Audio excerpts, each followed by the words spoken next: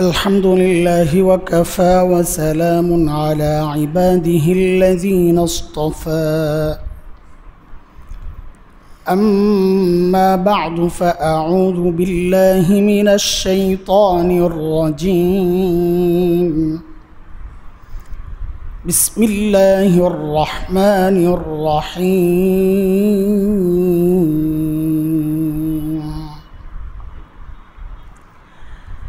يا أيها الذين آمنوا اتقوا الله وكونوا مع الصادقين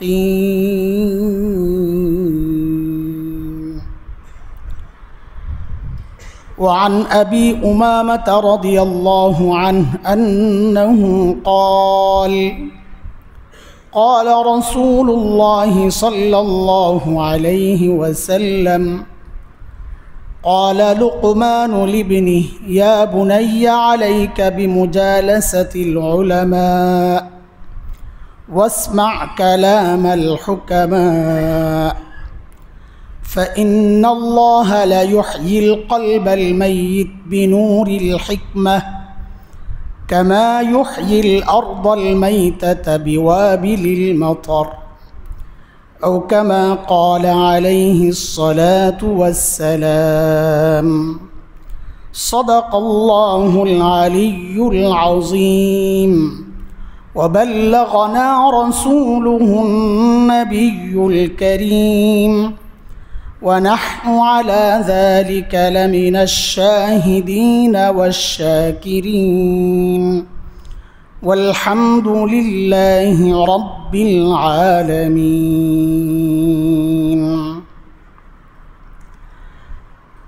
محترم حاضرين আলহামদুলিল্লাহ আল্লাহ তাআলা শুকর অনেক দিন পর আমাদের প্রতি ইংরেজি মাসের দ্বিতীয় বুধবারের এই মজলিস আবার শুরু হইল আলহামদুলিল্লাহ। আপনাদের দোয়া থাকলে ইনশাআল্লাহ এটা আবার নিয়মিতই হবে ইনশাআল্লাহ। সময়ে সময়ে বড়রা আসবেন আর মাঝে মধ্যে আমি কাজ চালাবো ইনশাআল্লাহ। আজকে কুরআন আল কারীমের একটা আয়াত পড়ছি আপনাদের সামনে। তবরানির একটা রিওয়ায়াতও পড়ছি। এই রিওয়ায়াত এবং আয়াতকে সামনে রেখে সময়ের এক জরুরি বিষয় একটু আলোচনা করতে চাই। যে আয়াতটা পড়ছি ওই আয়াতে আল্লাহ সুবহানাহু ওয়া তাআলা কি বলেছেন, হাদিসে কি বলেছেন নবী আলাইহিস সালাম, একটু পরে আসব। একটু ভূমিকা সাজায় নেই, তাইলে আয়াত আর হাদিসটা বোঝা আমাদের জন্য সহজ হবে ইনশাআল্লাহ। আল্লাহ সুবহানাহু ওয়া তাআলা মানুষের হিদায়তের জন্যে দুইটা ধারা দুনিয়ায় আল্লাহ তাআলা জারি করেছেন। এক হচ্ছে আল্লাহর কিতাব, যাকে আমরা বলি কিতাবুল্লাহ, আরেক হচ্ছে ওই কিতাবের বাহক শিক্ষক। এই হচ্ছে আরেক ধারা, যাকে আমরা বলি রিজালুল্লাহ।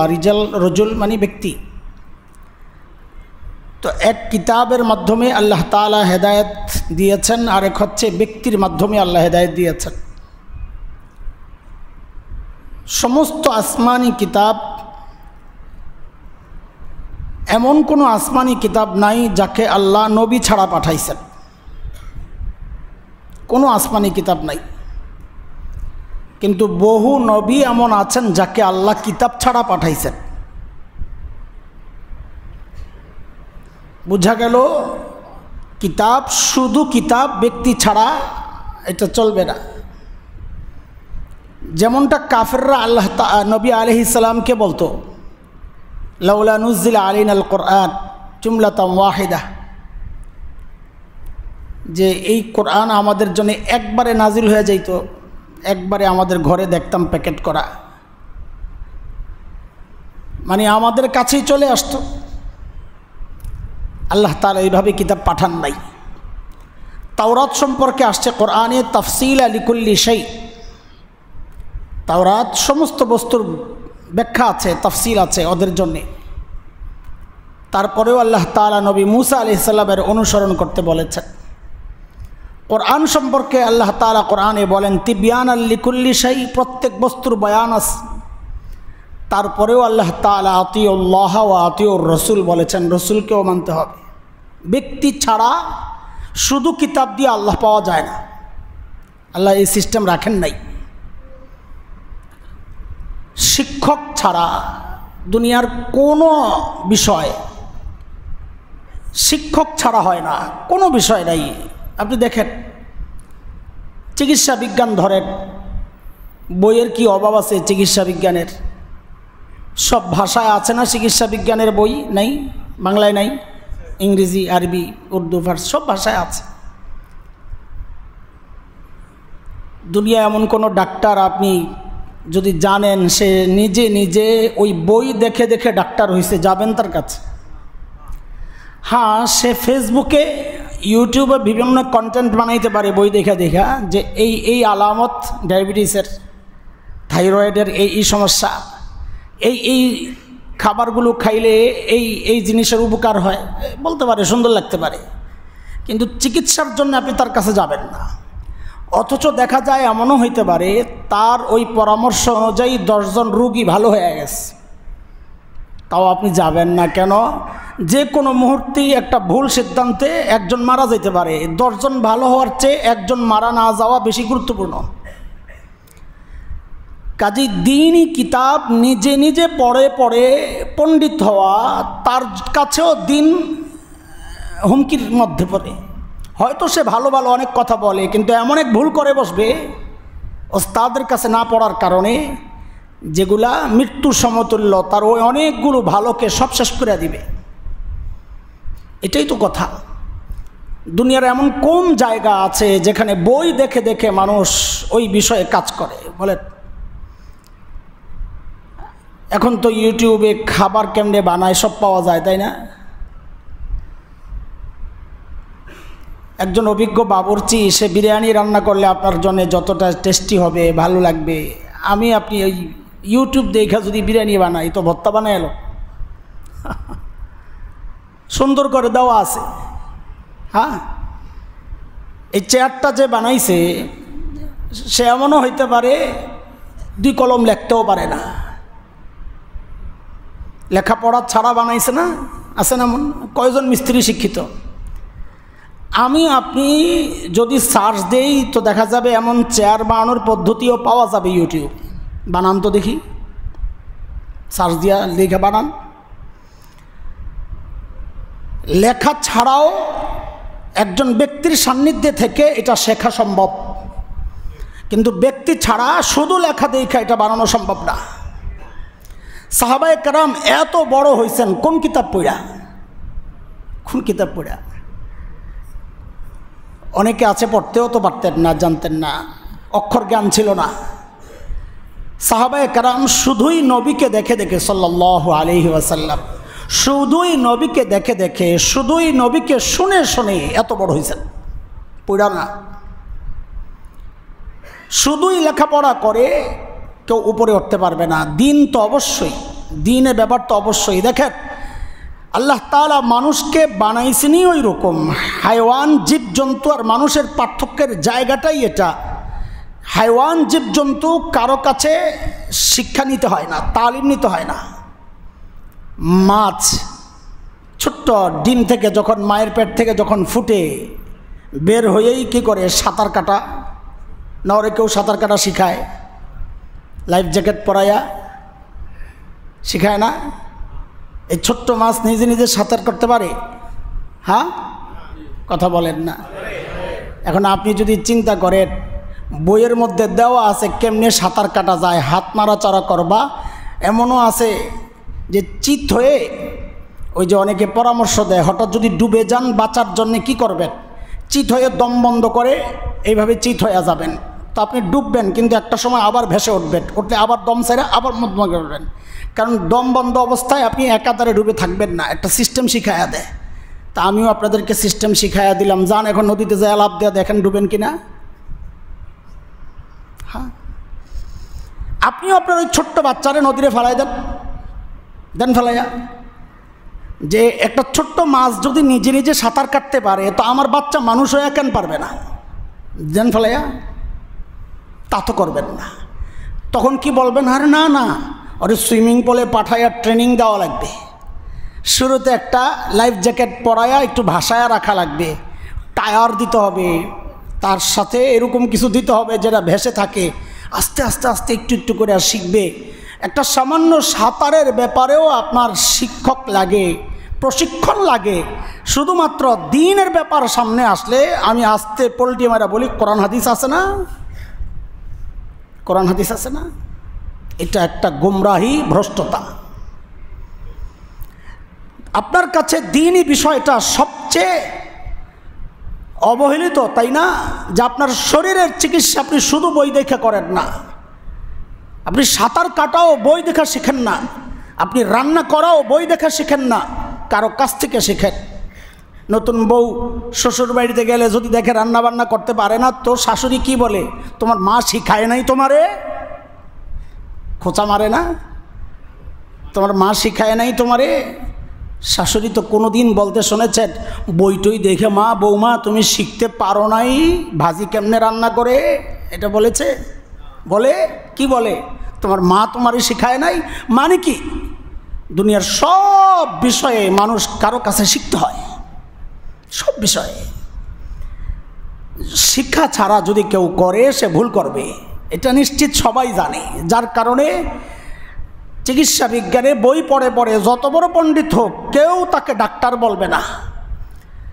কিন্তু একজন মানুষ নিজে নিজে কোরআন সুন্নাহ গবেষণা করে যখন অনেক কিছু জানে, তখন আমরা যখন বলি সে আলেম না, তো অনেকে আমাদের কাছে আমাদের সাথে প্রতিবাদই হয়, আমাদের প্রতিবাদ করে যে আলেম কাকে বলে হুজুর? জানার নাম ইলম, যে জানে তাকে আলেম বলে। হ্যাঁ, তো সমস্যা কি? উনি জানে, সব জানে, আপনার চেয়ে বেশি জানে। সুবহানাল্লাহ, সুবহানাল্লাহ। শুনেন, শুরুর থেকেই একটা শ্রেণী পথভ্রষ্ট, যাদের বক্তব্য ছিল কিতাবুল্লাহকে নিয়ে, হাসবুনা কিতাবুল্লাহ, আল্লাহর কিতাবই আমাদের জন্য যথেষ্ট। এই শ্রেণী এখনও আছে যারা আহলে কিতাব নামে পরিচিত, হাদিস মানে না। এটা এক পথভ্রষ্ট কাফির গুমরাহ। গুমরার মধ্যে, পথভ্রষ্টের মধ্যে অনেকগুলো শ্রেণী আছে। এই শ্রেণী কাফের। কেন? নবী আলাইহিস সালামের হাদিস ছাড়া কোরআন মানা হবে না। একটা চিকিৎসা বিজ্ঞানের বইয়ের মধ্যে লেখা আছে ডাক্তারের পরামর্শ ছাড়া ওষুধ দিবেন না, খাবেন না। বইয়ের মধ্যে লেখা আছে। এখন আপনি বই দেখে দেখে কাউরে ওষুধ দিচ্ছেন, বলেন তো আপনি কি ওই বইটা আসলে ফলো করেছেন? বলেন বলেন, কি বুঝছেন বলেন? ফলো করেছেন? কেমনে করলেন না? কারণ ওখানে একটা কথা বলা আছে ডাক্তারের পরামর্শ ছাড়া শুধু বই দেখে চিকিৎসা করা যাবে না। আপনি ওই কথাটা মানেন নাই। তেমনি কেউ যদি বলে আমি কোরআন মানি হাদিস মানি না, তাইলে বুঝতে হবে আসলে সে কোরআনও মানে না, কারণ কোরআনই বলা আছে নবীকে মানার জন্যে। বুঝে আসছে কথা? কাজী আহলি কিতাব যারা হাদিস মানে না বলে, এরা একটা গুমরা কাফের গ্রুপ।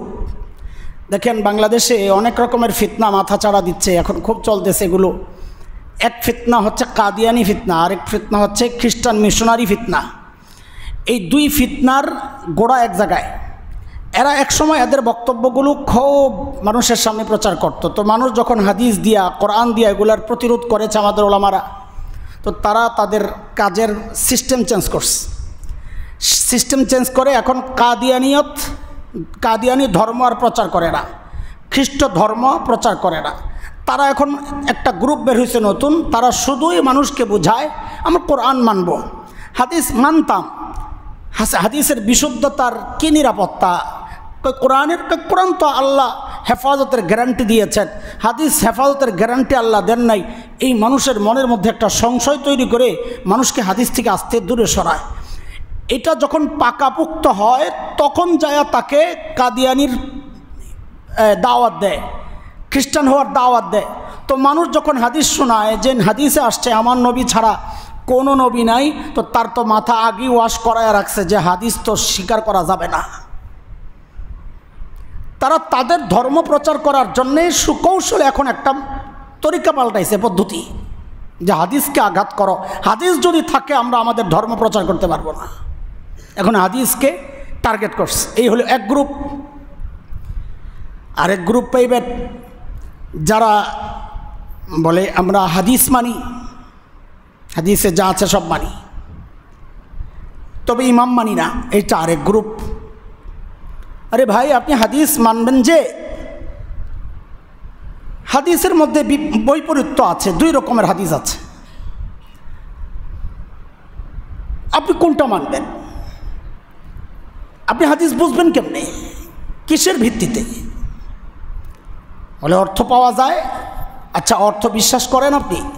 এই হাদিসের যে এই অর্থ আপনি বিশ্বাস করেন? হ্যাঁ করি। এই অর্থ কি আল্লাহ করছেন? না। নবী করছেন? না। কে করছেন? করছেন একজন আলেম করছেন। তো আপনি তো আলেমকে মানলেন, বুঝেন না এই কথা?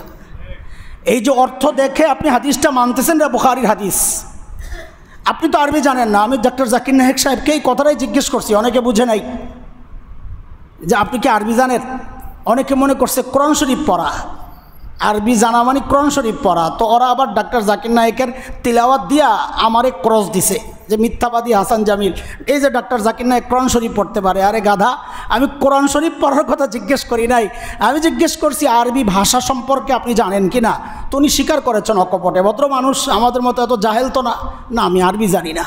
তো আরবি না জানলে ফতুয়া কেমনে দেন? তো বলেছেন না এটা তো আলেমদের কাজ, ফতুয়া তো আমার কাজ না। আমি আলেমদের ফতুয়াটা বলি, কোনো আলেমের ফতুয়া আছে ওইটা বলি, তা তো ঠিক আছে।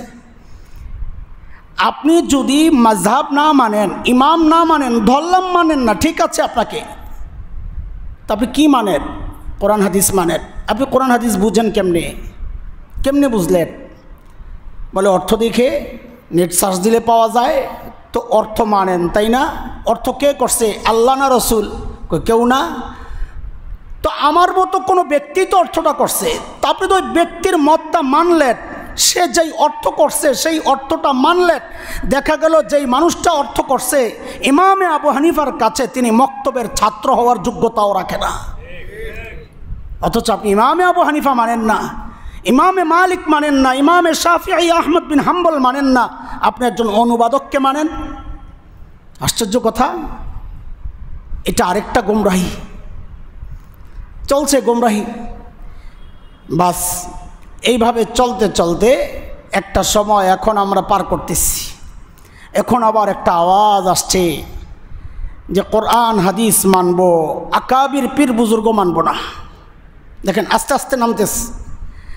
একটা প্রথমে প্রচার করতে চায়, বাধার মুখে পড়ে, ওটা বাদ দেয়। এটা পদ্ধতি, শয়তান আমাকে আপনাকে ধোকা দেওয়ার জন্যে তার পদ্ধতি এটাই। এক জায়গায় বাধাগ্রস্ত হইলেই সে জায়গা চেঞ্জ করে, সে পদ্ধতি চেঞ্জ করে। তো এখন আরেকটা আওয়াজ ওঠানোর চেষ্টা হচ্ছে, জানি না এটা কেন ওঠানো হচ্ছে। এত হালকা কথা বিজ্ঞ মানুষ বলে কেমনে? আকাবির মানা যাবে না। দোস্ত বন্ধু, তুমি আকাবির মানবা না, তুমি কোরআন সুন্নাহ মানো। হায় লা হাওলা ওয়ালা কুওয়াতা ইল্লা। আকাবির বলতে আপনি বুঝেছেন কি? কে কি বুঝলো না বুঝলো এটা যার যার বিষয়, আপনারা বুঝেন। এটার একটা শাব্দিক অর্থ আছে, একটা আবিধানিক, আমাদের সমাজে আমরা যা বুঝি এটা একটা অর্থ আছে। এটাকে আমরা বলি ওরফি, সামাজিক অর্থ। কোরআনে আকাবিরের শাব্দিক অর্থ হচ্ছে বড় বড়, বহু বচন। কোরআনে আছে আকাবিরা মুজরিমিহা, যে অপরাধীদের বড়দেরকে আমি এরকম বানাইছি। এখন একজনকে দেখলাম আশ্চর্য, বলে আল্লাহ কোরআনে অপরাধীদেরকে আকাবির বলেছেন। হায়, আল্লাহ বলে কোরআনে আকাবিরদেরকে অপরাধী বলেছেন। এই সমাজের মানুষ আকাবির বলতে কি বুঝে? আমরা কি বুঝি? আমরা কাদেরকে আকাবির বলি? যাদের দ্বারা আমি দিন পাইছি, যাদের ব্যাখ্যা পড়ে আমি আলেম হয়েছি, তাদেরকে আমরা আকাবির বলি, যাকে তাকে আকাবির বলি না। ঢালাওভাবে যদি আকাবিরদের বিরোধিতা করা হয়, আপনি হাদিসের বিরোধিতা করবেন। হাদিস কি? ইবনে হিব্বানের রিওয়ায়াত আসছে, ইবনে আব্বাস রাদিয়াল্লাহু তাআলা আনহুমার বর্ণনা, 559 নম্বর হাদিস। 500 শেখ আলবানী রহমতুল্লাহ আলাই হাদিসকে সহি বলেছেন। নবী আলাইহিস সালাম বলেন, আল বারকাতু মা আকাবিরিকুম। কি স্পষ্ট কথা নবীর, আল বারকাতু মা আকাবিরিকুম, তোমাদের বড়দের সাথেই হচ্ছে তোমাদের বরকত। আরে নবী বলছেন বরকত হচ্ছে বড়দের সাথে, আর তুমি বলো আকাবির ছাড়ো, আমি বরকত কেন ছাড়বো? নবী বলছেন বরকত কাদের সাথে? বড়দের সাথে। আপনি দেখেন না, দিনই বিষয় বাদ দেন, সামাজিক বিষয়ে আসেন, যে সমস্ত ছেলেপেলেরা বড়দেরকে মানে না, দেখেন এগুলো সব বেওয়ারা পোলাপাইন, আওয়ারা, সব সমাজের সব ফালতু পোলাপাইনগুলো দেখা যায় মুরব্বী মানে না, ঠিক কিনা বলেন?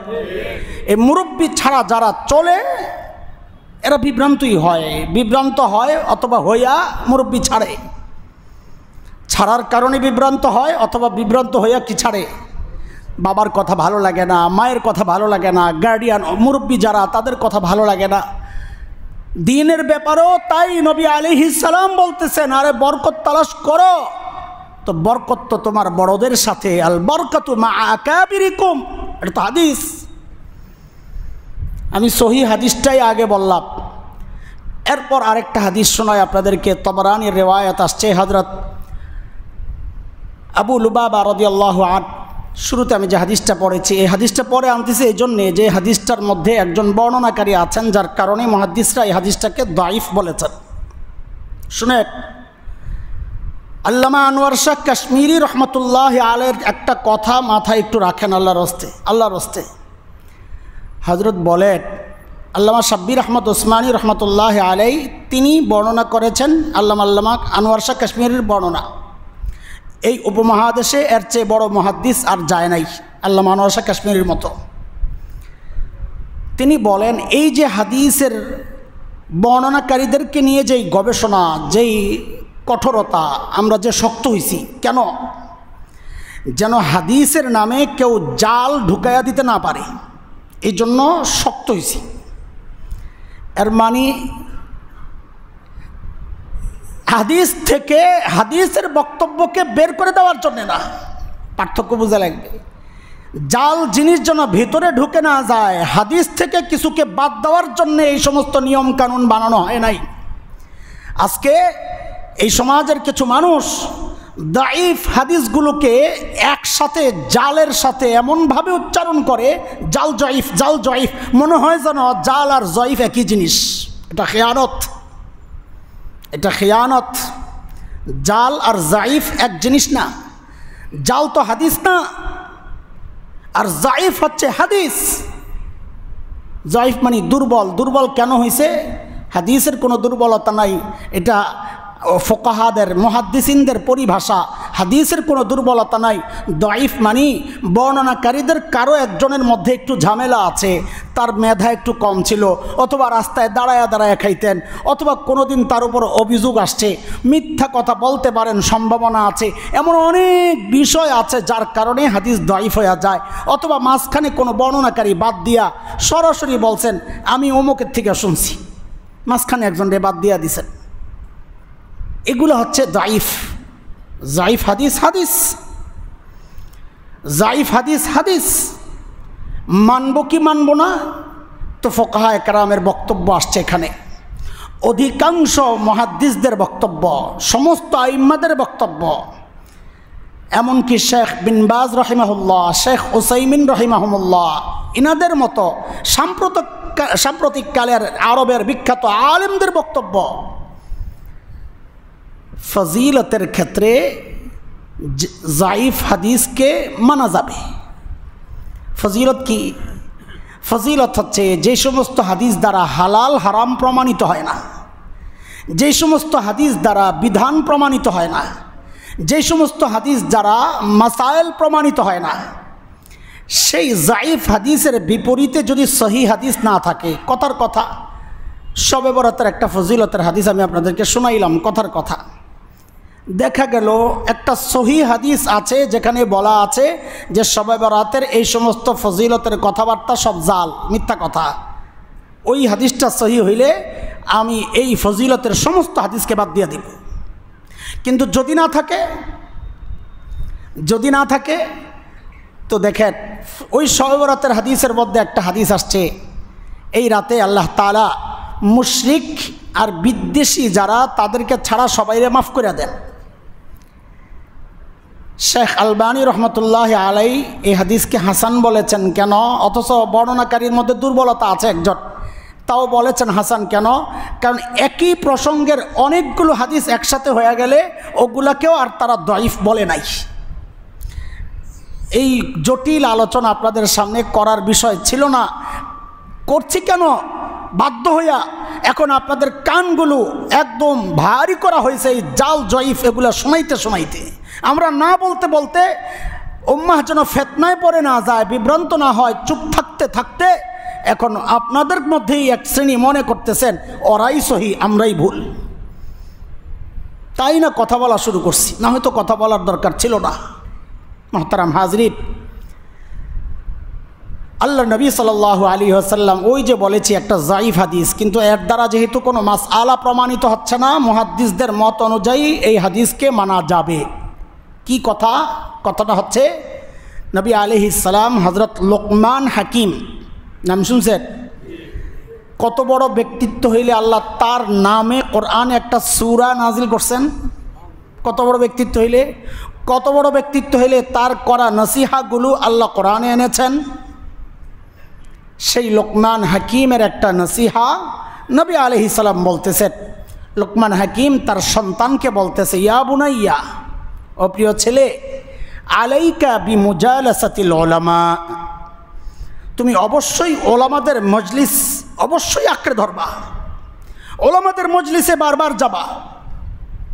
ওয়াসমা কালাম আল হুকামা, আর বিজ্ঞজনদের কথা অবশ্যই শুনবা। দেখছেন, বড়দের কথা শোনার জন্য লোকমান হাকিম বলতেছেন। বলে লোকমান হাকিম তো আর আমাদের নবী না, আমাদের নবী না লোকমান হাকিম, কিন্তু লোকমান হাকিমের ওই কথাটা যখন আমাদের নবী বলেছেন তো এটা আমাদের জন্য অবশ্যই পালনীয় বিষয়। ওয়াসমা কালাম আল হুকামা, বিজ্ঞজনদের কথা তুমি শুনো, ছেলেকে বলতেছেন। কেন?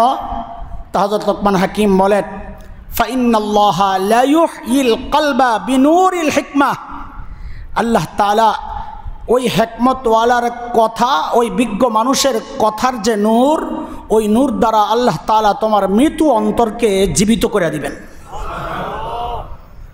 বলে যেমন কামা ইউহিল আরদাল মাইতা বিওয়াবিলিল মাতার। বৃষ্টির কয়েকটা নাম আছে কোরআনে আসছে।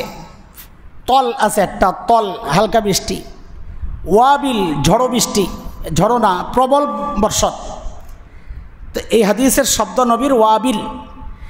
নবী বলেন কামা ইউহিল আরদাল মাইতা বিওয়াবিলিল মাতার, যেভাবে আল্লাহ তাআলা মৃত জমিনকে প্রবল বর্ষণের মাধ্যমে তাজা করে ফেলেন, জীবিত করেন, ফসলের উপযোগী বানায়া দেন, ঠিক ওইভাবে আল্লাহ তাআলা বিজ্ঞজনদের বিজ্ঞ কথাবার্তার দ্বারা, তাদের ওই কথার নূর দ্বারা আল্লাহ তাআলা তোমার কলবকে, মৃত কলবকে আল্লাহ জিন্দা করে দিবেন। আর আপনি বলতেছেন আকাবির ছাড়ো, কেমন কথা ভাই? হ্যাঁ, আমাদের সমাজে বাড়াবাড়ি যেমন আছে, ছাড়াছাড়িও আছে, আমরা দুই দিকেই আক্রান্ত হই।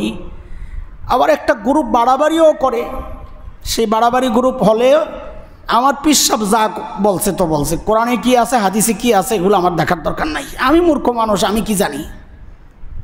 এটা আবার বাড়াবাড়ি। এমন বহু মুরিদ পাওয়া যাবে। আমি বলি যে আমাদের ভাইদের বক্তব্যের উদ্দেশ্য যদি তারা হয় তাহলে এটা ক্লিয়ার করে বলাই উচিত ছিল। ঢালাওভাবে আকাবির ছাড়ো, পীর ছাড়ো, ঢালাওভাবে এটা বলাটাও ফিতনা।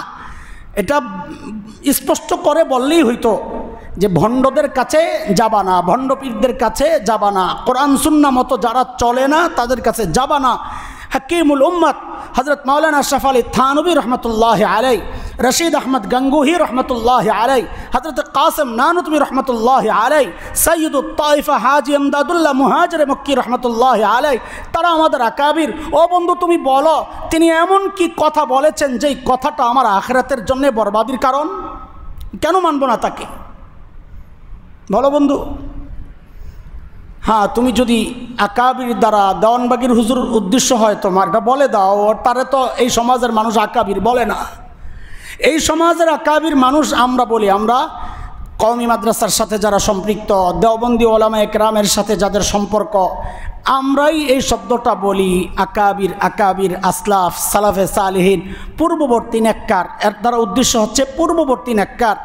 এটার দ্বারা সবচেয়ে প্রথম যারা সাব্যস্ত হয় এরা হচ্ছেন হযরতে সাহাবায়ে কেরাম রিদওয়ানুল্লাহি আলাইহিম আজমাইন। আকাবির দ্বারা সর্বপ্রথম উদ্দেশ্য কারা বলেন? সালাফে সালেহিন, পূর্ববর্তী নেককার দ্বারা সর্বপ্রথম উদ্দেশ্য কারা বলেন? কারা? সাহাবী কি কোরআন না সুন্নাহ? বলেন, সাহাবী কি কোরআন? সাহাবী কি সুন্নাহ?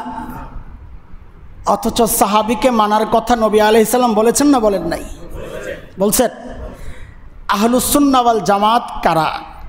সিরাতে মুস্তাকিম একটা শব্দ আমরা বলে থাকি, সরল পথ। এটা কতটা গুরুত্বপূর্ণ হইলে আল্লাহ তাআলা সূরা ফাতিহার অংশ বানায়া আমাকে প্রত্যেক নামাজে প্রত্যেক রাকাতে পড়ার জন্য নবীর পক্ষ থেকে হুকুম আসছে কি? ইহদিনাস সিরাতাল মুস্তাকিম। আল্লাহ আমাকে সরল পথ দেখাও বলছেন না? তো নবী আলাইহিস সালামের হাদিস, বনি ইসরাইল 72 ফেরকায় বিভক্ত ছিল। তাফাররাকাত বনু ইসরাইল আলা সিনতাইনি ওয়া সাবঈনা মিল্লা। নবী বলেন, ওয়া তাফতারিকু উম্মতি আলা 73 মিল্লা। আমার উম্মত হবে 73 ফেরকা।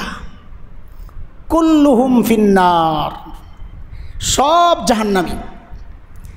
ইল্লা ফিরকাতুন ওয়াহিদা মিল্লাতুন ওয়াহিদা, একটা গ্রুপ শুধু জান্নাতি। তাহলে এখন সবার আকর্ষণ না আমাদের যে ওই গ্রুপটাই আমি থাকবো? আপনাদের নাই? আমার তো আকর্ষণ যে ওই গ্রুপেই আমি থাকবো, যেই গ্রুপ নাজাতপ্রাপ্ত, যেই গ্রুপ জান্নাতে যাবে। এমন কেউ কি আছেন যে বলবেন না আমি ওই গ্রুপে থাকতে চাই না? আছেন? তো আপনি মসজিদে কেন আসছেন?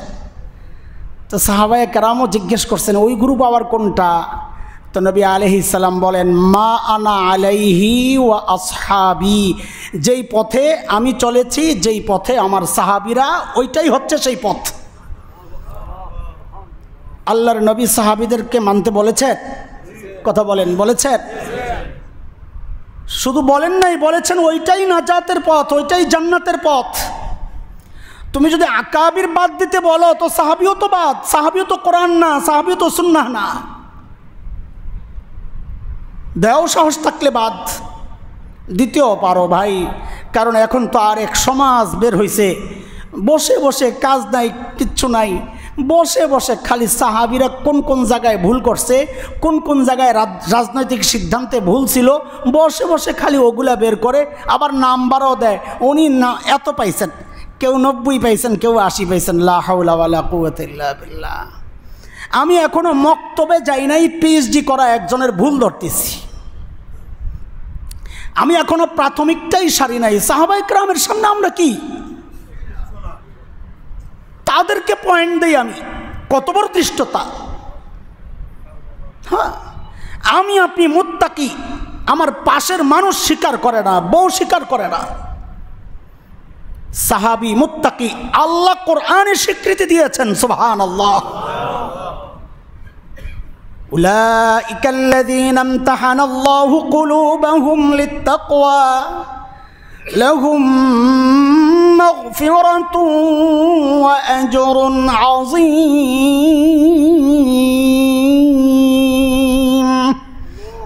আল্লাহ বলেন আমি পরীক্ষা নিছি। আরে এই যে গতকালকে পড়াইছি বুখারী শরীফ, ওহুদের যুদ্ধ। নবী আলাইহিস সালাম মদিনা থেকে বের হবেন কি হবেন না সাহাবীদের সাথে পরামর্শ করতেছেন। তো সাহাবীদের মধ্যে পরামর্শ 2 রকম আসতেছে। শুক্রবার জুমার দিন সকালে ফজরের পর, 3য় হিজরি শাওয়াল মাস 6-7 তারিখের দিকে। পরামর্শের মধ্যে অধিকাংশ সাহাবী, বিশেষ করে যুবক যারা, এদের পরামর্শ এবং ওই সমস্ত সাহাবী যারা তার আগের যুদ্ধ বদরে অংশগ্রহণ করতে পারেন নাই, তারা অধিকাংশের মত হচ্ছে আমরা মদিনা থেকে বের হয়ে যুদ্ধ করব।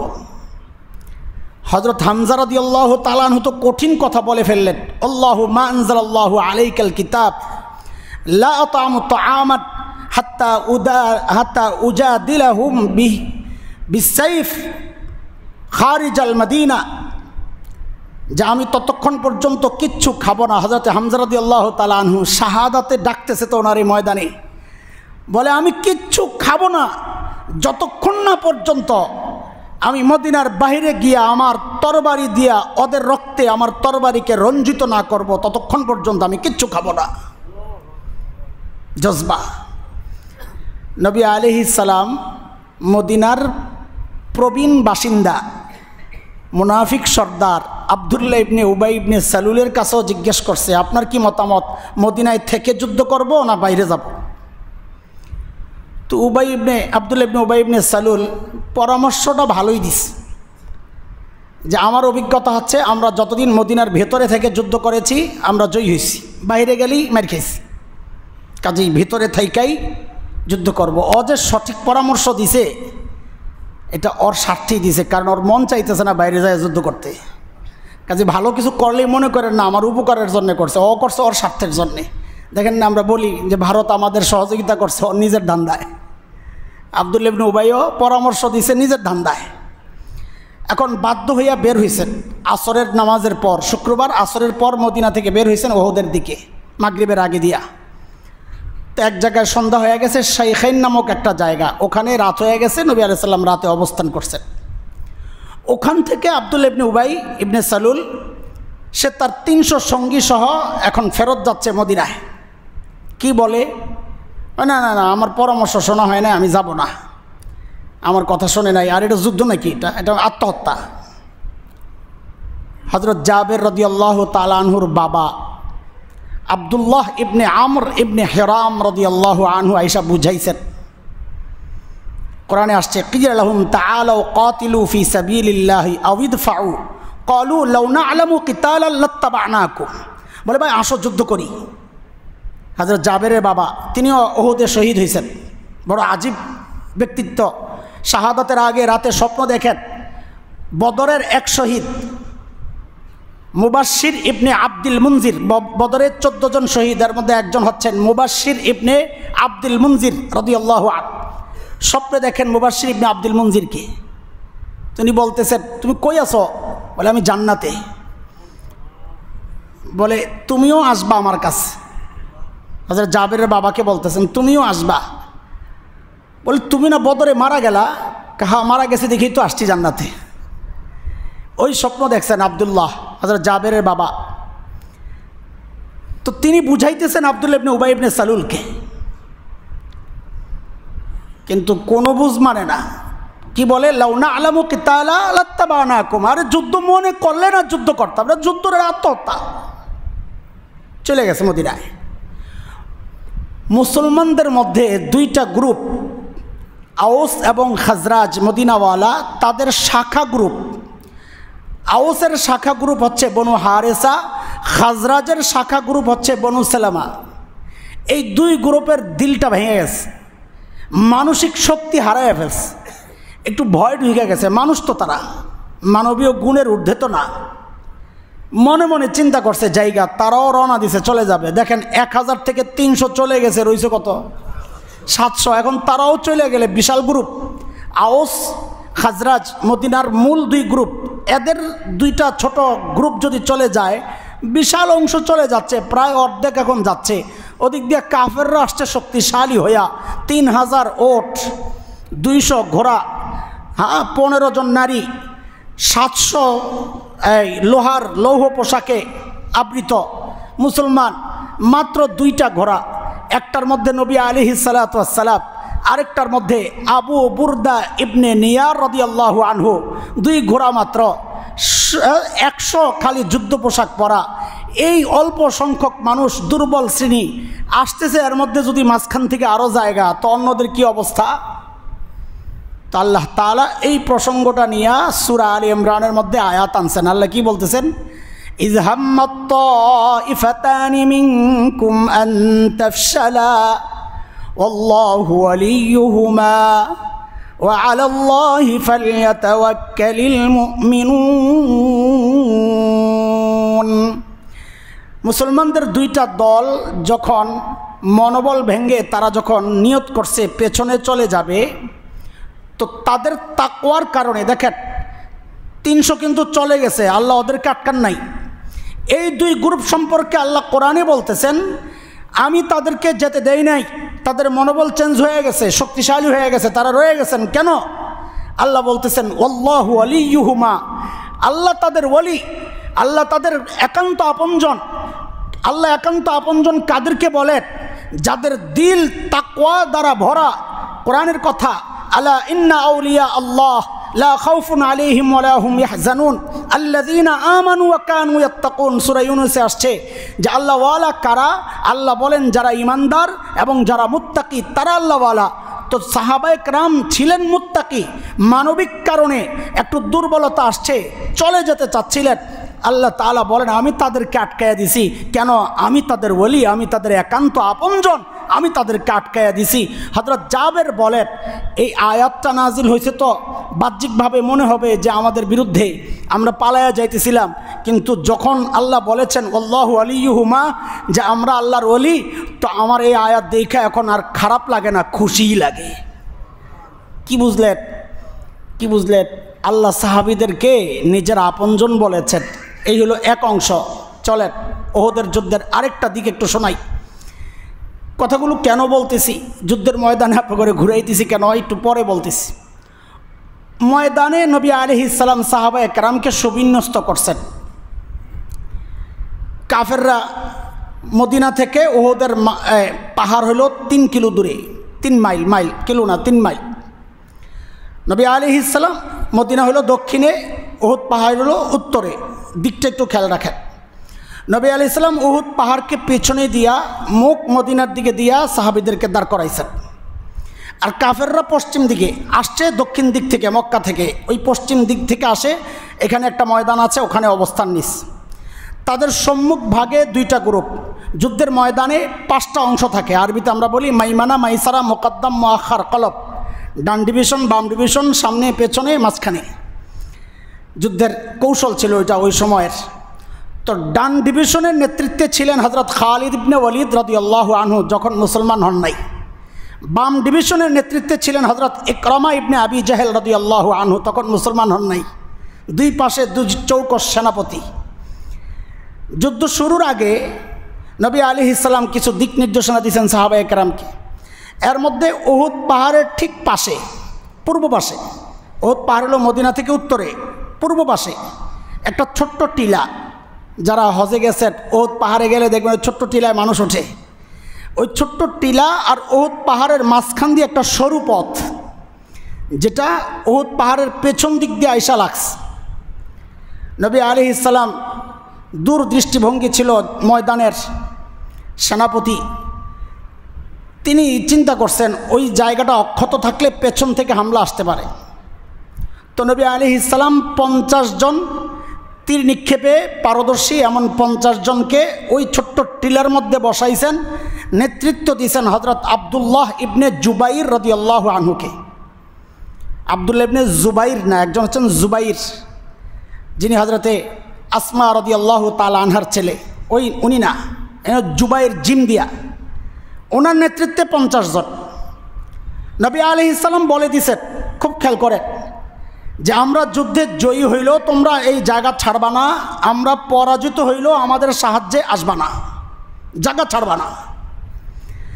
যুদ্ধ যখন শুরু হয়ে গেছে, 3 জন মুসলমানের বিশেষ কৃতিত্ব, হযরতে হামজা, হযরতে আলী, হযরতে আবু দাজানা, আনসার সাহাবীদের মধ্যে খুবই গরিব সাহাবী ছিলেন। 2 জন ছিলেন সবচেয়ে গরিব আনসার সাহাবীদের মধ্যে, একজন হযরতে আবু দাজানা, আরেকজন ছিলেন হযরত সাহল ইবনে হুনাইফ রাদিয়াল্লাহু আনহুমা। বনু নজির থেকে যেই মাল পাইছেন নবী আলাইহিস সালাম শুধু মুহাজিরদেরকে দিয়েছেন, আনসারদেরকে বলছেন তোমরা এই জায়গায় নিও না, একটু ছাড় দাও। আনসারদের মধ্যে মাত্র 2 জনকে দিয়েছেন বনু নজিরের মাল, এর মধ্যে একজন হযরত আবু দাজানা আর একজন সাহাল ইবনে হুনাইফ। এত গরিব, অথচ ময়দানে যুবকরা শোন কোত্থেকে আসছে এই সিস্টেম। কপালে লাল ফিতা লাগাইছেন একটা হযরত আবু দাজানা, লাল ফিতা লাগাইয়া ময়দানে খুব লাফায়া লাফায়া যুদ্ধ করতেছে। নবী আলাইহিস সালাম দেখাইছেন, দেখো, খুশি হয়েছেন। তার মানে লাফানোর জায়গায় লাফানোটা এটা হিকমত, বসে থাকার জায়গায় বসে থাকা এটাই হিকমত। আমরা লাফানোর জায়গায় বসে থাকি, বসে থাকার জায়গায় লাফাই, এটারে মনে করি হিকমত। বুঝে আসছে কথা? বলার জায়গায় চুপ থাকি, চুপ থাকার জায়গায় বলি, এটাকে বানাইছি হিকমত না। যেখানে যা করা দরকার করা, যেখানে যা বলা দরকার বলা, এটার নাম হিকমত। ময়দানে সুফিগিরি দেখায় আর তাসবিহ টিপলে আর ময়দানের কাজ হবে না। ময়দানের কাজই হলো বীরত্ব দেখানো। হযরত আবু দাজানা খুব লড়াই করছেন, হযরত হামজা খুব লড়াই করছেন, হযরত আলী খুব লড়াই করছেন। কাফেররা পালাইতে শুরু করলো। রেওয়ায়েতে আসছে যে তাদের পালানোর যে দৃশ্যটা কেমন হয়েছে, যে মেয়েদের কাপড় ওঠায়া 15 জন মেয়ে আনছিল পিছন থেকে উৎসাহিত করার জন্যে, আর আহতদেরকে চিকিৎসার জন্যে মেয়ে নিছে। তো হাদিসে আসছে, বুখারী রেওয়ায়েত, ওরা যখন দৌড়াইতেছিল ওদের কাপড়গুলো একদম হাঁটু পর্যন্ত উঠে গেছে, পাহাড়ে উঠতেছে লাফায়া লাফায়া, এমন দৌড় মারছে। এখন ওই যে টিলার মধ্যে 50 সাহাবী মনে আসেনি, এদের মধ্যে 2 গ্রুপ হয়ে গেছে। একদিকে 40 জন, আর একদিকে নেতা আব্দুল্লাহ ইবনে জুবাইর সহ 10 জন। 40 জনের মতামত হচ্ছে যুদ্ধ তো শেষ, আমাদের সঙ্গীরা ময়দানে গনিমতের মাল নিচ্ছে, সংগ্রহ করতেছে, যুদ্ধ শেষ, কাফেররা ভাগছে, চলো আমরাও যাই গনিমতের মাল কিছু সংগ্রহ করি। হযরত আব্দুল্লাহ ইবনে জুবাইর মনে করাইয়া দিলেন, এই নবী আলাইহিস সালাম কিন্তু মানা করছেন, জয়ী হইলেও যাইতে মানা করছেন, পরাজিত হইলেও যাইতে মানা করছেন, খবরদার যাবা না। ওনারা বলছেন নবী মানা করছেন যেন আমরা বিপদে না পড়ি, এখন তো বিপদের সম্ভাবনা নাই। সরাসরি নবী আলাইহিস সালামের হুকুমের বিরোধিতা না, এটা তাদের নিজস্ব একটা ইজতিহাদ বলে, এটা তারা চিন্তা করছেন আর কি, চিন্তাটা ভুল ছিল। হযরত আব্দুল্লাহ ইবনে জুবাইর একা হয়ে গেছেন 10 জন সঙ্গী। এইটা হযরত খালিদ ইবনে ওয়ালিদ, ওই যে ডান ডিভিশন কাফেরদের নেতা, তিনি দূর থেকে দেখছেন। তিনি ছিলেন ময়দানের এক চৌকস নেতা, আজীব মানুষ। তিনি দেখে, দূর থেকে এই দৃশ্য দেখে তার কিছু জানবাজ সঙ্গী নিয়া ওদের পেছন দিয়া যায়া, অনেক দূর পেছন দিয়া যায়া হঠাৎ অতর্কিত এই যে সরুটা জায়গাটা, এটা দিয়ে হামলা চালাইছেন, আর ওই 10 জনকে হত্যা করছেন, তারা শহীদ হয়েছেন। ওই যে ভাগা পলায়নপর কাফেররা যখন দেখছে মুসলমানদেরকে খালিদ ইবনে ওয়ালিদের নেতৃত্বে কচুকাটা করা হচ্ছে, তখন তারাও দৌড়ে আসছে। ঝান্ডাওয়ালা ছিলেন হযরত মুসআব ইবনে উমাইর রাদিয়াল্লাহু আনহু, তার চেহারা ছিল নবী আলাইহিস সালামের চেহারার মতো। তিনি যখন শহীদ হয়েছেন, কেউ কেউ ছড়াইয়া দিয়েছেন নবী শহীদ হয়ে গেছেন, ওই যে চেহারা একরকম।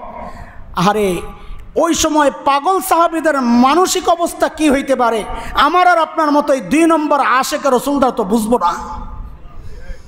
সাহাবীদের মনোবল ভেঙে গেছে, হায়, কারো হাত থেকে তরবারি ছুটে গেছে, কেউ বসে পড়ছে, নিজেরা কোপাকুপি শুরু করছে, অবস্থা বেগতিক। আরে হযরত হুযায়ফা ইবনুল ইয়ামান রাদিয়াল্লাহু আনহুর বাবা ইয়ামান রাদিয়াল্লাহু আনহুকে মুসলমানরা মারছে, এলোপাতারি লড়াই চলতেছে। হযরত হুযায়ফা ডাকতেছিলেন, আমার বাবা মুসলমান, মাইরো না।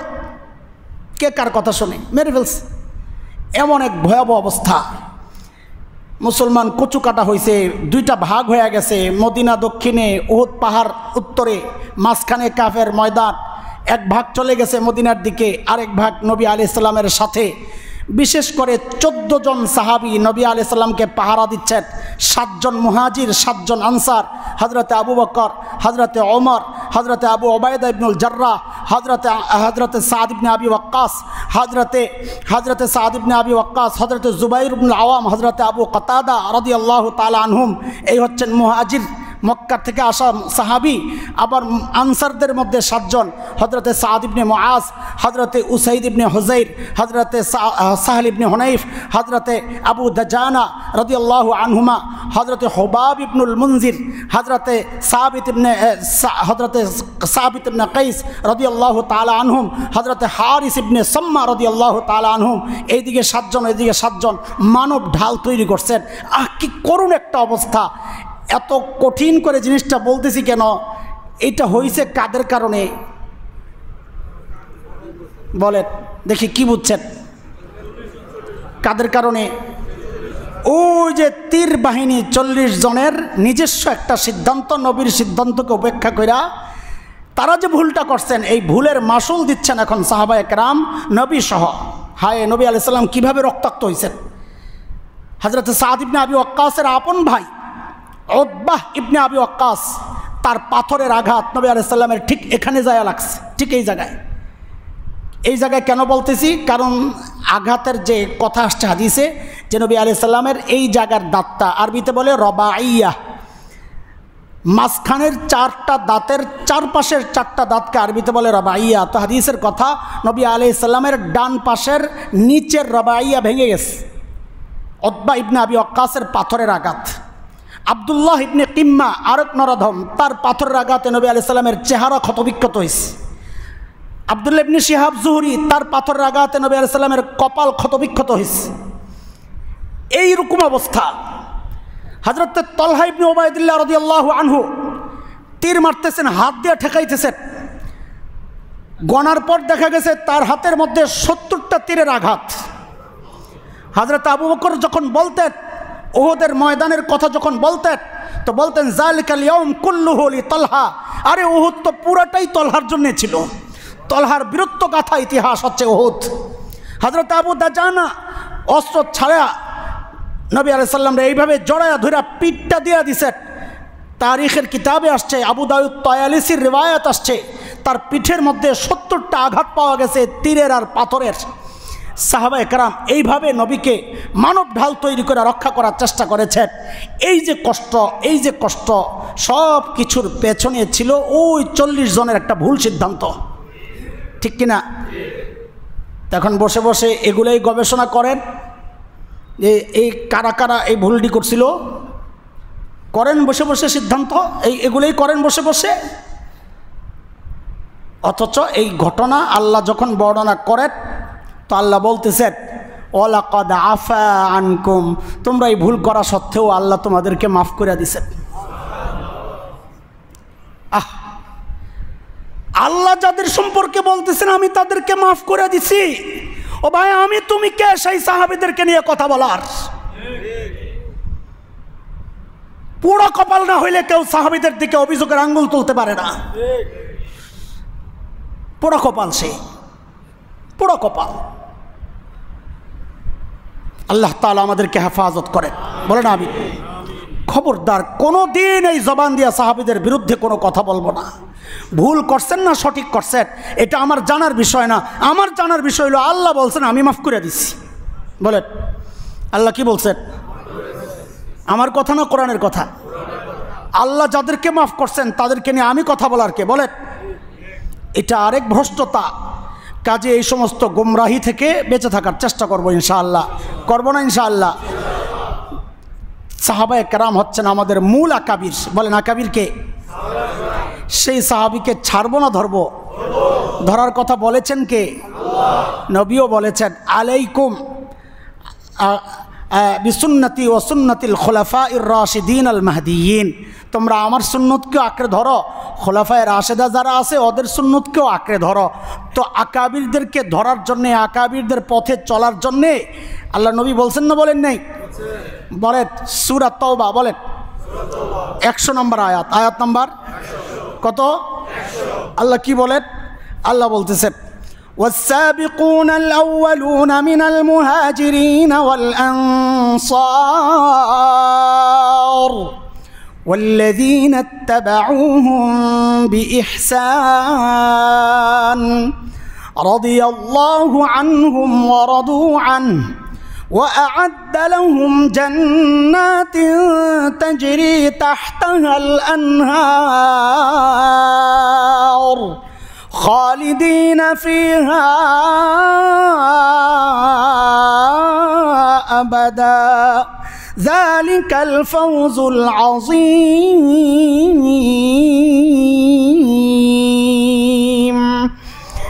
আল্লাহ বলেন والسابقون الأولون من المهاجرين والأنصار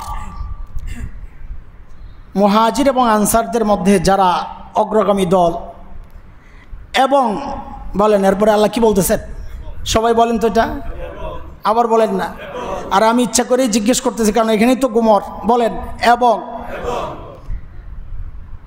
এর মানি বুঝেন আমার কাছে আব্দুল্লাহ আসছে এবং মোহাম্মদ আসছে গ্রামার কি বলে আব্দুল্লাহ আর মোহাম্মদ একই ব্যক্তি না আলাদা এটাই হচ্ছে গ্রামারের কথা আমরা আরবিতে বলি হরফে আতেফা এই এবং ও এগুলো হচ্ছে আগেরটার সাথে পরেরটাকে যুক্ত করার শব্দ আমরা বলি আরবিতে হরফে আতফের অক্ষর এই আতফ যুক্ত করার যে শব্দগুলো এগুলোর গ্রামারিক নিয়ম হচ্ছে যে আগেরটা আর পরেরটা আলাদা হয় একই ব্যক্তি হয় না একই বস্তু হয় না যেমন আব্দুল্লাহ আর মোহাম্মদ কি না একই ব্যক্তি না তা আল্লাহ বলতেছেন সাহাবীদের মধ্যে অগ্রগামী দল যারা ওয়া এবং তার মানে পরের কথা যাদেরটা আসতেছে তারা সাহাবী না কারণ এবং এর পরে যারা আসে আগেরটা আর কি হয় না এক হয় না তো পরেরদের ব্যাপারে আল্লাহ বলতেছেন আল্লাযীনা তাবাউহুম বিইহসান দ্বীনি বিষয়ে যারা ওই পূর্ববর্তীদেরকে অনুসরণ করে তার মানে সাহাবীদের অনুসরণ করে তো আল্লাহ বলতেছেন যারা আকাবিরদের অনুসরণ আকাবির মানে সাহাবী এখানে যারা সাহাবীদের অনুসরণ করে আল্লাহ বলেন সাহাবী এবং এই অনুসারী উভয়ের উপর আমি আল্লাহও রাজি যেমন তারাও ছিল আমার উপর রাজি তাহলে আকাবিরদের অনুসরণ করার কথা আল্লাহও বলেছেন না বলেন নাই আকাবির মানে তুমি বন্ধু কি বুঝেছ আমরা তো বুঝি সালাফে সালেহিন আমাদের পূর্ববর্তী নেককাররা সেটা সর্বপ্রথম আসবে সাহাবায়ে কেরাম তারপর আসবে তাবিঈরা তারপর আসবে তারপরের স্তর তবে তাবিঈনরা আস্তে আস্তে আমাদের পূর্ববর্তী নেককার যারা ছিলেন তারা যেই পথে ছিলেন আমরাও ওই পথে আছি এখন কেউ বলবে তাহলে কোরআন হাদিস বাদ দিয়া আহা দোস্ত কোরআন হাদিস বাদ দিয়া যেই বড় চলে তাকে আমরা আকাবির বলি না রে ভাই আমরা আকাবির বলি তো তাকে যে কোরআন সুন্নাহর উপর চলে একটু অন্যভাবে বলি কাসেম নানতুবির কথা শুনছি অল্প একটু ছোটোখাটো মানুষ ছিলেন কাসেম নানতুবি আমিও দেখি নাই আপনারাও দেখেন নাই বাদ দেন বর্তমান সময়ে বাংলাদেশে আমাদের অঙ্গনের সবচেয়ে মুহাক্কিক আলেম যাকে মনে করা হয় আচ্ছা আমি মুখ বন্ধ করলাম এখানে বহু মাদ্রাসায় পড়ুয়া না এমন বহু যুবক আছে আচ্ছা তোমরা বলো তো একটা নাম যে বর্তমান সময়ে সবচেয়ে মজবুত এলেমওয়ালা মনে করা হয় একজন বড় আলেমের নাম কত দেখছেন এক যুগে সবাই বলে উঠছে আব্দুল মালিক সাহেব তার মানে এরাও জানে আমি ওই নামটাই বলতে চাইছি এই আব্দুল মালিক সাহেব হাফিজাহুল্লাহ মানুষটা সাইজ আমার চেয়ে অর্ধেক হইব এটুক যারা দেখেন নাই দেখছেন তো দেখছেন ছোট মানুষ আরেকজন মানুষ গেছে তারও কিছুদিন আগে যিনি বসতেন এখানে পেট থাকতো ওখানে মনে আছেন আপনাদের বসতেন এখানে কথা বলে না পেট থাকতো দুই হাত জানেন না আমাদের দুস্থ বন্ধুরা মজাক করে বলে খাইতে বসছেন তো বলতেছে বাবা ভাত আর চারটা দিব তো বলতেছে না আমারে কি জিজ্ঞেস করো প্লেটের দিকে তাকায়া দেখ লাগলে দে পেটের জন্য তো প্লেট দেখে না ও ভাই কোরআন সুন্নাহ বাদ দিয়া শুধুই বড় কাউকে যদি ফলো করতাম তো এই ছোট্টখাট্ট আব্দুল মালিক হাফিজাউল্লাহকে ফলো করতাম না ওই সুন্দর চেহারাওয়ালা বড় পেটওয়ালারে ফলো করতাম অথচ ওই বড় পেটওয়ালার বিরুদ্ধে সুন্দর চেহারাওয়ালার বিরুদ্ধে আমরা এত কঠিন কঠিন বক্তব্য দিচ্ছি কেন কারণ সে কোরআন সুন্নাহর উপর নাই সেই জন্যে এই কথা কেন বুঝো না এই জন্যে বলি ঢালাওভাবে এই দাওয়াত দেওয়া আকাবির ছাড়ো, পীর ছাড়ো, এটা একটা গুমরাহি। আপনি যেই দলই করেন, আপনি নিরপেক্ষ জায়গা থেকে চিন্তা করেন, এই আওয়াজ যে ওঠানো হচ্ছে, এই দাওয়াত যে দেওয়া হচ্ছে, আরে কাফেররা তো চায় এটা উম্মাহ ওলামা থেকে বিচ্ছিন্ন হোক। কারণ উম্মাহ ওলামা থেকে বিচ্ছিন্ন হইলেই মন মতো মন গড়া ব্যাখ্যা দিয়া তাদেরকে কাদিয়ানি বানানো যাবে, মন গড়া ব্যাখ্যা দিয়া তাদেরকে খ্রিস্টান বানানো যাবে, মন গড়া ব্যাখ্যা দিয়া তাদেরকে মুরতাদ নাস্তিক বানানো যাবে। ওরা চায় তো এটা। সারা দুনিয়ার শত্রুরা যেখানে আলেমদের বিরুদ্ধে কথা বলতেছে, ও বন্ধু তুমিও যদি বলো তো আর কি বলবো বলো। যেখানে সারা দুনিয়ার ইসলাম বিদ্বেষীরা ওলামাদের বিরুদ্ধে বলতেছে, সাধারণ মানুষকে ওলামাদের থেকে বিচ্ছিন্ন করতে চাইতেছে, আর তুমি দ্বীনের মানুষ, দিনদার মানুষ, দ্বীনি দলের, দ্বীনি লিবাসওয়ালা, দ্বীনের কথা বলো, শত্রু না আমাদের আপনজন। তুমিও যদি ওলামাদের থেকে, আকাবির আসলাফ থেকে, কোরআন সুন্নাহ সঠিক যারা বুঝেছেন তাদের থেকে উম্মাহকে বিচ্ছিন্ন করতে চাও, হায় তো মানুষ যাবে কোথায় ভাই? মানে যাবে কোথায়? হ্যাঁ, তুমি আকাবিরদের নামে, পীর মাশায়েখদের নামে কেউ যদি দোকান খুলে বসে, ব্যবসা প্রতিষ্ঠান খুলে বসে, তুমি নির্দিষ্ট করে তাদের কথা বলো, আমরাও আছি সাথে, আমরাও সাথে থাকবো। বাতিলদের বিরুদ্ধে নাম ধরে ধরে বলো, কোনো সমস্যা নাই, আমরাও থাকবো সাথে। কিন্তু যারা আমাদেরকে শিরিক মুক্ত ঈমান শিখাইছেন, যারা আমাদেরকে বেদাত মুক্ত আমল শিখাইছেন, যারা আমাদেরকে সুন্নাহর উপর চলতে উৎসাহিত করেছেন, সেই মানুষগুলাকে তাচ্ছিল্য কইরা তুমি মানুষকে কি মেসেজ দিতে চাও দোস্ত? সবাইকে বলতেছে, নির্দিষ্ট কোনো ব্যক্তি না, আপনাদের সবাইকে বলি, আল্লাহর ওয়াস্তে দল করেন, একটা করেন, কিন্তু এই সমস্ত বিভ্রান্তিমূলক কথাবার্তায় একমত হয়েন না আল্লাহর ওয়াস্তে। এটা শুধু আমার সমস্যা না, আপনারও সমস্যা। আপনিও তো একটা দল করেন, সেখানে নেতৃত্ব আছে না? তা আপনি আপনার সভাপতি মানেন না, সেক্রেটারি মানেন না, তা আপনিও তো আকাবির মানেন না? আপনি বিদ্রোহী। আপনি যেই তাফসির পড়েন, সেই তাফসির আসমান থেকে আসে না, একজন মানুষের লেখা। সেই মানুষের লেখা তাফসির যদি আপনি মানেন, তা আমি আমাদের বড়দের তাফসির পড়ে কোন দোষটা করলাম? হ্যাঁ, আপনারটা আপনি পড়েন, আমারটা আমি পড়তেছি। আমার গোমরাহি থাকলে আপনি বলে দেন, আপনার গোমরাহি থাকলে আমি বলে দেই, সমস্যা কি? কিন্তু ঢালাওভাবে মানুষকে, উম্মাহকে আলেমদের থেকে দূরে সরানোর আওয়াজ ওঠানো, দাওয়াত দেওয়া, এটা বড় খতরনাক কাজ। আল্লাহ তাআলা এই ভয়ঙ্কর কাজ থেকে আমাদেরকে হেফাজত করেন। আপনি যেই দল করেন আমার কোনো সমস্যা নাই, আপনি কোন মাযহাব মানেন আমার কোনো সমস্যা নাই, কোনো সমস্যা নাই। হাদিসে যদি থাকে মানেন, আপনি কি সমস্যা? কিন্তু আরেকজনকে তাচ্ছিল্য কইরা উম্মাহকে তার থেকে দূরে সরানোর চক্রান্ত, এটা আমার দ্বারা যেন না হয়। হয়তো আপনি চক্রান্ত করছেন না, হয়তো আপনার নিয়তটা ভালোই ছিল, বলতে ওইটাই চাইছেন ভণ্ডদের ছেড়ে দেওয়ার জন্যে, হয়তো ওইটাই চাইছেন, কিন্তু সেটা ব্যাখ্যা স্পষ্ট করে বলাটাই ভালো।